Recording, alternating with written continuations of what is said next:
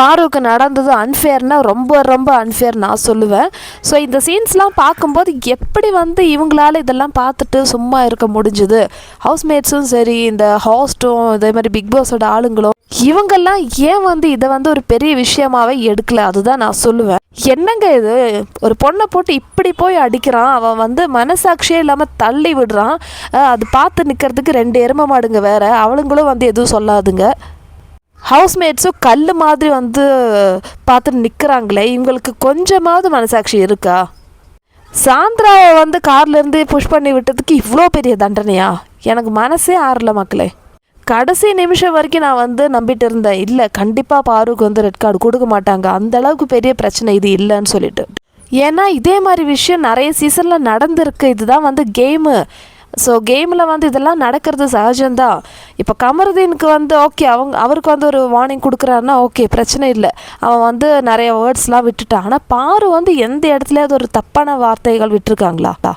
ஒரு பொண்ணால் எவ்வளோ போராட முடியுமோ அந்த அளவுக்கு வந்து போராடி இந்த அளவுக்கு வந்து முன்னுக்கு வந்திருக்கா. அவளை போய் ஜஸ்ட் லைக் தட்னு சொல்லிட்டு கருவேப்பிலை மாதிரி தூக்கி எறிஞ்சிட்டிங்களே விஜய் டிவி. உங்களுக்கு இதெல்லாம் வந்து வெக்கமாக இல்லை பண்ணுறதுக்கு? இன்னும் என்னதான் வேணும் உங்களுக்கு? உங்களோட ஷோவுக்காக எவ்வளோ உழைச்சி கொட்டியிருக்கா அந்த பொண்ணு. வந்து எல்லா நேரமும் கேமுக்காக மட்டும்தான் இந்த கடந்த 90 நாளாக யோசிச்சுட்டு இருந்தேன். அந்த மாதிரி ஒரு சின்சியரான ஒரு பிளேயர் தான் நீங்கள் எழுந்துட்டீங்க. எதுக்கு இந்த மாதிரி ஒரு டிசிஷன், கேவலமான எச்சத்தனமான ஒரு டிசிஷன் எடுத்தீங்க? எங்களுக்கு வந்து கண்டிப்பாக எக்ஸ்பிளனேஷன் வேணும். இந்த அளவுக்கு கொடூரமான ஒரு டிசிஷன் எடுக்கிறதுக்கு என்ன ரீசன்? சபரி பண்ண போது ஏன் வந்து நீங்கள் பேசலை? சபரி ஒரு தடவை விளையாட்டாக வந்து மிதிக்கிறேன்னு சொல்லிட்டு எட்டி உதச்சான் பாருவை, அதுவும் நீங்கள் கண்டுக்கல. பார்வதியோட வீட்டார்களை வந்து எஃப்ஜே வந்து இழுத்தான், அதை பற்றியும் சொல்லலை. அவளோட கேரக்டரை பற்றி கொச்சப்படுத்தி நிறைய பேர் சொன்னாங்க, அதுவும் நீங்கள் கேட்கல.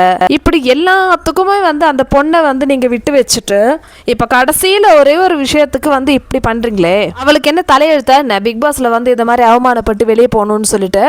இதுக்கு வந்து நீங்கள் நார்மலாகவே எவிக்ஷன் பண்ணி அனுப்பிச்சிருக்கலாமே, எதுக்கு ரெட் கார்டு கொடுத்தீங்க? ஆக்சுவலி விஜய் டிவி அவங்க பேர்லேயே வந்து சூனியம் வச்சுட்டாங்க, அதுதான் நான் சொல்ல முடியும். ஏன் சொல்கிறேன்னா, பார்வோட ஃபேமிலிலாம் வந்து லாயர் ஃபேமிலி.